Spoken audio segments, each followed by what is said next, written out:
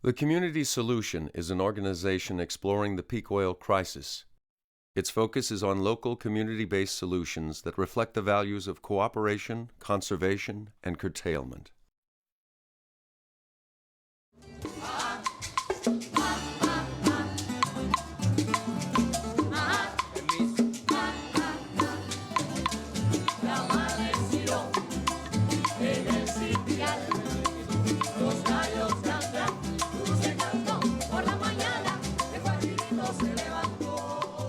The breakup of the Soviet Union in the early 1990s created a major economic crisis in Cuba known as the Special Period.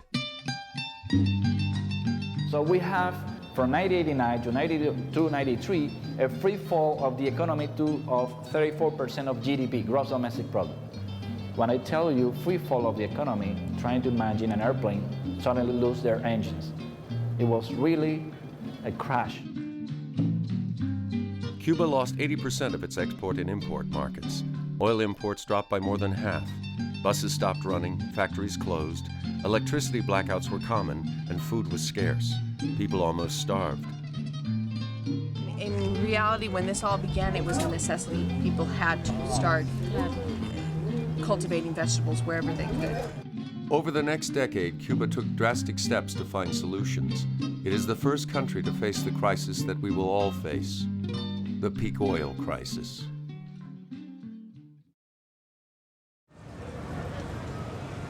Vámonos, easy. Vamos. 2 years ago, we learned about a concept called peak oil, in which we will find that oil production is sort of reaching a peak sometime in the next few years and will be going down, and that implies basically a major change in our way of life.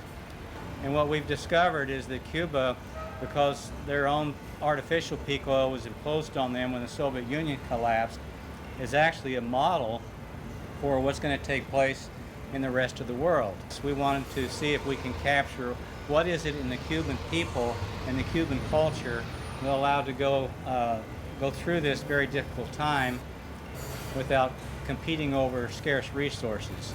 And we think Cuba has a lot to show the world about how to deal with energy adversity, which I think we'll all be facing.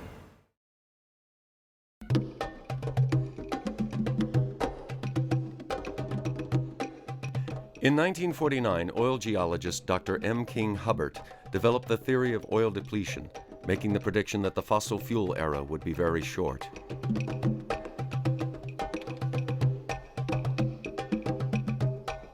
In 1956, he forecasted that American oil production in the continental 48 states would reach peak production in 1970. Production did peak that year, as he predicted. In 1974, Hubbert testified to a Senate subcommittee warning of the dangers of declining fossil fuels in an exponential growth culture. The U.S. oil peak in 1970, combined with a crisis in the Middle East, led to severe oil shortages and an economic crisis in the country.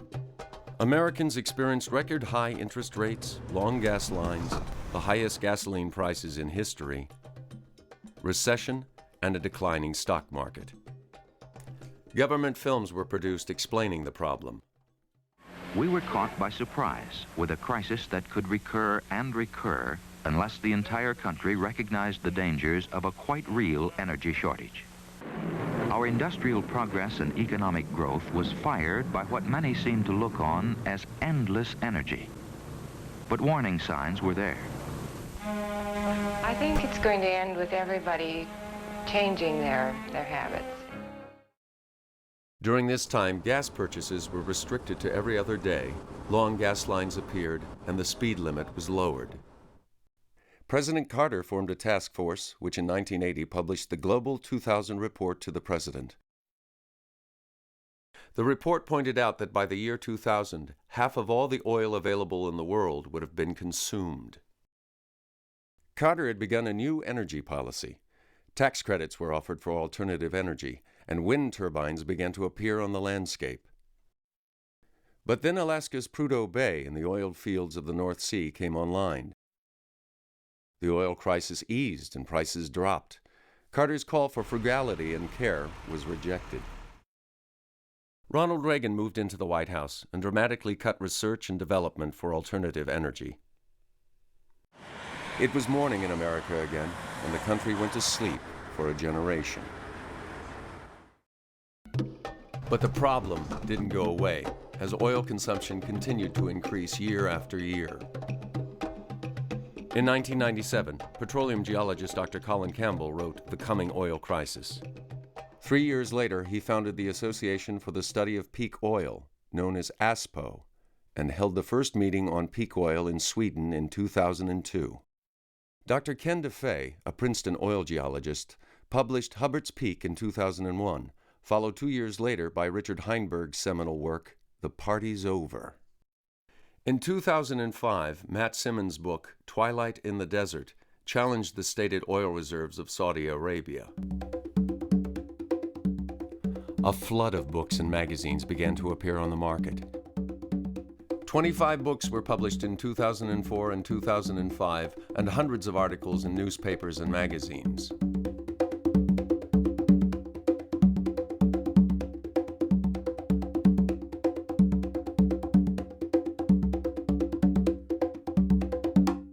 The long sleep of the 80s and 90s is coming to an end, and with no more preparation than in 1970, global peak oil is arriving. Peak oil is the point in time when oil production reaches its maximum. And that doesn't mean that we're running out. What it means is that we're going to have a continuous decline in production from that point. Peak oil occurs when a reservoir is about half empty. Reservoir pressure drops to the halfway point, and so less and less oil will be extracted each year. World oil production grew slowly until the 1950s, then accelerated until the late 1970s, dipped for a few years because of the Mideast crisis, and then began increasing again. In a few years, we'll hit the ultimate peak when half the world's oil will be gone. Oil production will begin to decline. At the same time, world oil demand will continue to grow, and world population is increasing along with it. What peaks is not total oil, it's the easy oil to produce. What's left is the less desirable oil that you couldn't get out in the first place very fast. It takes more energy to produce, and a far smaller quantity comes from each well. Oil is finite, natural gas is finite, coal, uranium, all these are finite fuels. So there's going to be a peak for all of these, and peak oil is just the beginning. The effect on our culture could be extreme. Our economy and our way of life are based on consuming oil and other fossil fuels. Each person in the U.S. consumes the yearly per capita equivalent of 10 barrels of oil for food, 9 barrels of oil for automobiles, and 7 barrels of oil for their homes. The major use of fossil fuels is for food production. What peak oil means is essentially a limited supply. World oil discovery peaked in the mid-1960s and has been declining ever since. Right now, we're consuming about 5 barrels of oil for every one that we discover. That is an unsustainable amount and can't be continued much longer. But at the same time, we have increasing demand throughout the world, especially in developing countries like China. Now, in 1993, China had 733,000 cars on the road, and by the start of 2004, they had 6 million cars. By the end of 2004, they had 8 million cars. They've convinced people that it's nice to drive. Well, the whole vision for these developing countries is that they're going to be like America someday, and that the people are going to be able to consume the way that Americans have consumed. But that's not going to be able to happen. And that's not even possible for America. Americans won't be able to consume like Americans today. Peak oil is unprecedented. We've never become dependent on fossil fuels before in human history, and we've never experienced a peak in fossil fuel production. So we're flying blind as a global community. And so we need examples. We need some sort of laboratory experiment where we can run this and see, what's the best way to do it, what's not so good, and so on. And Cuba provides us with that because Cuba has already undergone a kind of energy famine.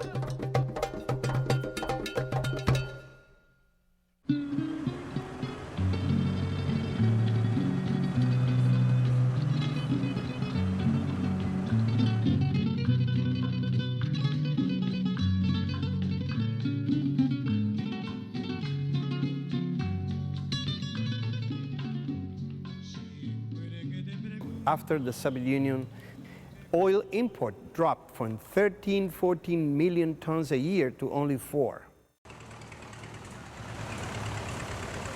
Cuba in the 80s had 90,000 Russian tractors, factories of pesticides, of chemical fertilizers we received from the Soviet Union. In 1990, everything changed. There was nothing. When the deep economic crisis began in the early 1990s, it was a change in our lifestyle. We all of a sudden saw abruptly, in a matter of weeks' time, a huge change. We saw symptoms of malnutrition in children under 5 years of age. We saw pregnant women with anemia. We had underweight babies at birth. The impact on food scarcity was disastrous. The average Cuban lost 20 pounds by 1994. We were desperate for everything. We don't care about first world quality standards on any commodity. We just need food. It doesn't matter what you bring, we buy it. Without imported fuel oil, it was impossible for Cuba to generate the electricity it needed, resulting in blackouts throughout the country. Well, we had, at that time, power cuts that lasted for many, many hours, maybe up to 14, 16 hours a day. And this, in a climate such as ours, is very difficult because you do need the fridge so the spool won't spoil. So you had to cook on a daily basis what you had to eat at that moment because you just couldn't put things away. And it was a very difficult moment. Power cuts were particularly hard in Cuba's large housing complexes. In a tropical climate, with its heat and humidity, it was difficult to be without the use of air conditioners and fans. Without elevators, people used the stairs. Water was carried up or hauled up the outside of the building using a pulley and rope. When taking a bus, people had to wait 3 to 4 hours. When the bus arrived at work, often there was no power. Even if there was power, sometimes there were no spare parts or raw materials. So even if they got to work and had electricity, there was nothing to do.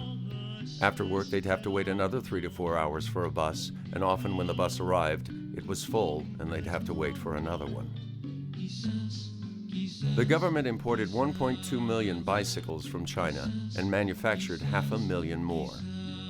We had to then learn how to use bicycles, and bicycles was distributed all around the country to try to get to our workplaces.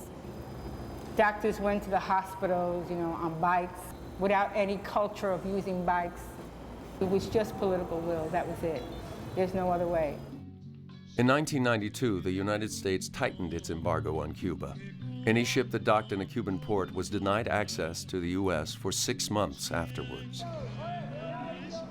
Almost overnight, $750 million worth of food and medical supplies to Cuba were halted. A few years later, the embargo was intensified, and foreign businesses working in Cuba were barred from entering the U.S. Cuba's access to foreign capital was crippled. In the case of Cuba, you try to suffocate a country. You deprive the country of access to financial sources, so Cuba cannot have access to the World Bank or to the IMF for good. An American dollar reached 150 pesos. And the average salary is like 2 pesos. No? There were people that were making $2 a month. So money was not useful to get stuff. So we end up being like an experiment, no? Like with controlled conditions. Like nothing or very little things can get from the outside, so everything has to happen from the inside. During the first 5 years of the special period, government food rations kept the crisis at bay. These food distributions guaranteed a minimum level of food to each of Cuba's citizens. And it was invented when we lost diplomatic relations with the U.S., no more economic relations with the U.S., and in order to prevent hoarding. Okay, so the more people that had more money would just swipe, do away with everything on the counters, and others would go hungry. They invented this ration food distribution system. With food imports reduced by 80%, the government-supplied food distributions had to be cut drastically. You have the official state market through subsidies, ration card, which has been shrink to perhaps 1/5 of consumption, from almost 100%. Now, let's go to this board because I want to show you so you can understand. This is on a monthly basis. any one of the Cuban population has granted through this system 3 of 4 weeks of basic consumption according to United Nations minimum level of calories ingestion in a month. To complete the 4 weeks basic level, it could come in the form of subsidized food on your workplace, lower prices, so you pay meals at subsidized prices. So that allows you to pay only weekends or nights meals. So there might be a week, okay, that you might have to buy extra, purchase extra. It depends also on your consuming habits.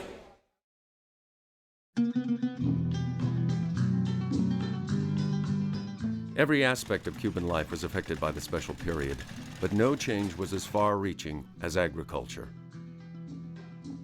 Cuba had committed to the Green Revolution, a system which requires the massive use of fossil fuels in the form of natural gas-based fertilizers, oil-based pesticides, and diesel fuel for tractors and other farm machinery.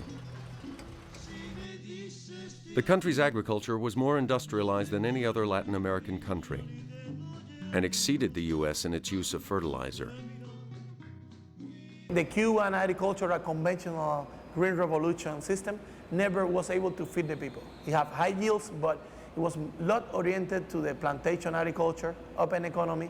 We export citrus, tobacco, sugarcane, and we import the basic things, 55% of the rice, more than 50% of the vegetable oil, of the oil and the lard that we consume.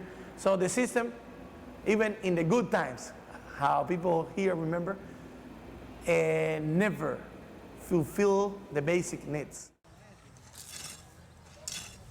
Cuba's agriculture began to falter as one problem after another halted production. Fuel and parts for tractors were almost impossible to find. Seeds, tools, animal feed, and vaccines were scarce. Esto trajo como consecuencia que el de estar aquí era prácticamente una agricultura de supervivencia. Y los insumos que había de químicos ya no existían. Por ello que se dejó de la harina de trigo, los fertilizantes, los granos, el aceite. Fue un golpe muy fuerte y muchas personas pensaban que el proceso podía colapsar en 3 meses o 6 meses. Y realmente fue una etapa muy difícil para readaptar la economía a las nuevas condiciones. The lack of fuel drove us to have a very big shortage of food. So people, they end up squatting places in the city and growing food there without knowing how, because there were engineers, there were doctors, there was not farmers. A drastic effort to convert every piece of arable land to organic agriculture was begun.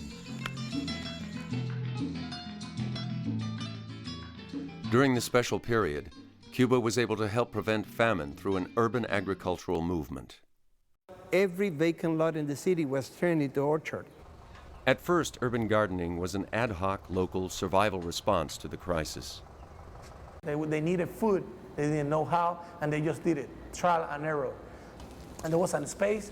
They have a problem with garbage, dumping, rats, so they fixed all of those problems, get rid of the garbage and start growing things there. Another thing during the special period was this identification of idle plots of land, right, that were cleaned up by the community and turned into agricultural gardens, urban agricultural gardens. Hearing of the crisis, Australian permaculture experts came to Cuba to assist in developing new ways to garden and raise food. So in October of 1993, the first 2 Australians came. And so we started to design the rooftop garden in that place. And after that, we got this small project. For us, it was a lot of money, $26,000 American dollars.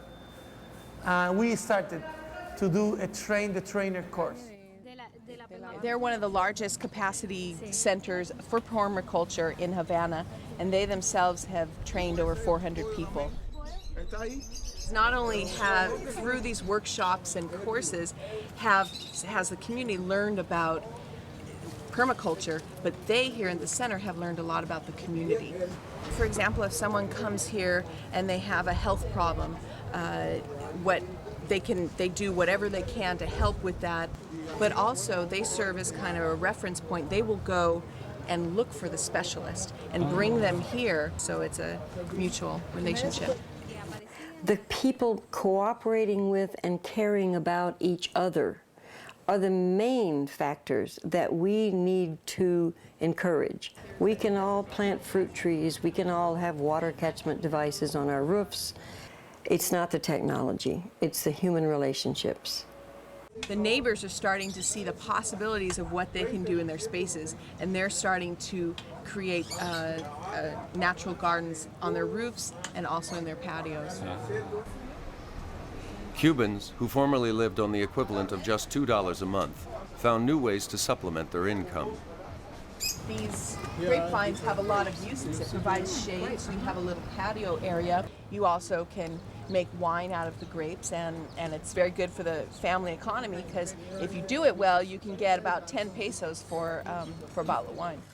Cubans' view of agriculture has changed dramatically. Farmers are now among the highest paid workers, and people from all fields are attracted to the profession.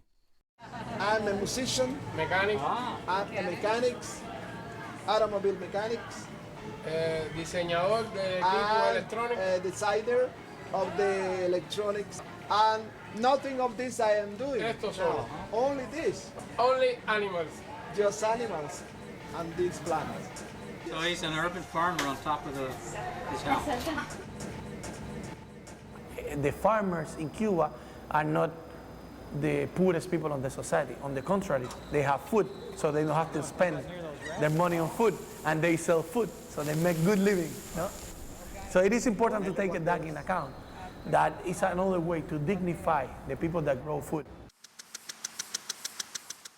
With a very low cost, we were producing food, and now we have more than 1,000 kiosks allocated in the city that provide you with fresh fruits and vegetables produced in the neighborhood. More than 50% of the total vegetable needs of the Havana's population, 2.2 million inhabitants, is supplied by the urban agriculture. In small cities and towns, urban gardens are even more productive, providing 80 to 100% of the fruits and vegetables they need. Urban agriculture supplies food locally, eliminating much of the need for transporting food over long distances. The country has 169 municipalities. So 5 kilometers around the municipal towns also are considered urban agriculture. So it's a national system that is employing more than 140,000 people, actually. It's creating jobs. It's a growing sector of the economy, and it is very important. And we're very proud to say that.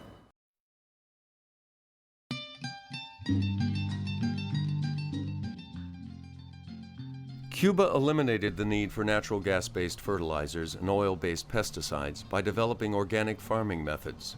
Fortunately, research centers had begun studying sustainable agriculture before the crisis. Because of this preparation, the transition to an approach to farming that didn't depend on fossil fuels was implemented nationally within just a few years. Without fossil fuels, more manual labor was needed, making smaller farms necessary and increasing the number of farmers. One of the challenges, the peak oil challenges, is to reclaim land from the large-scale conventional agriculture.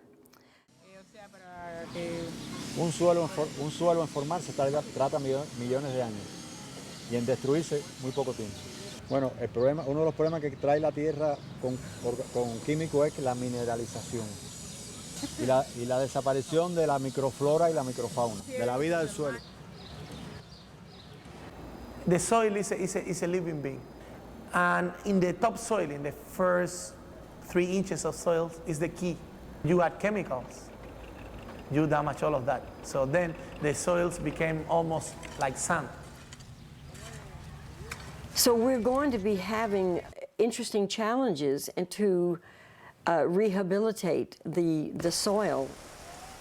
Cuba found that it took from 3 to 5 years to make the land fertile and productive again. Organic needs a transition, no? Needs some time and needs some money to establish the system, because when you get the soil is so damaged and dead, that you need to rebuild the soil. You need to bring back the soil to life. You have to follow the natural cycles. So you hire nature to work for you, not work against nature. To work against nature, you have to waste huge amounts of energy. Conventional people use this heavy machinery that compacts the soil, huge tractor, huge combine trucks and things like that. So you have to open the soil again, add more nutrients. The first ethic, to take care of the land, of the earth. This is very important. If we don't take care of the earth, earth will take care of us and get rid of us. Entonces los institutos de investigación empezaron rápidamente a acomodar la agricultura a la agricultura.